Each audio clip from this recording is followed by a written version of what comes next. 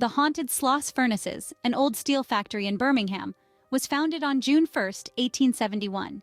Its name is borrowed from one of England's principal industrial cities, a choice the founders hoped would herald the town as a great center for America's industrial age. For Birmingham had a characteristic that made it unique worldwide: the nearby deposits of iron ore, coal and limestone, the three principal raw materials used in making steel. This powerful combination of minerals quickly earned Birmingham the nickname the Magic City. James Withers Sloss started construction on the Sloss Furnaces in 1881 on the outskirts of the Magic City, only 10 years after the city was founded. This entrepreneur quickly capitalized on Birmingham's fortunate location and the enormous amount of cheap labor available in the form of freed slaves.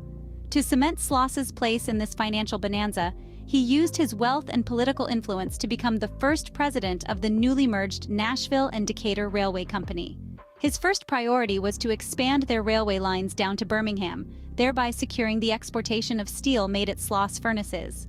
While pay was low and hours ran high, industrial accidents were what workers feared most. Some men fell into the molten steel and incinerated, while others fell victim to the silent poisoning of carbon monoxide or the volatile bursts from steam pipes. Every inch of Sloss Furnaces held danger for the workers who toiled there. From the catwalk to the tunnel, the furnaces to the wheel, every precarious step could have been, and often was, their last. Perhaps the most ghastly death is one that befell a worker on his lunch break.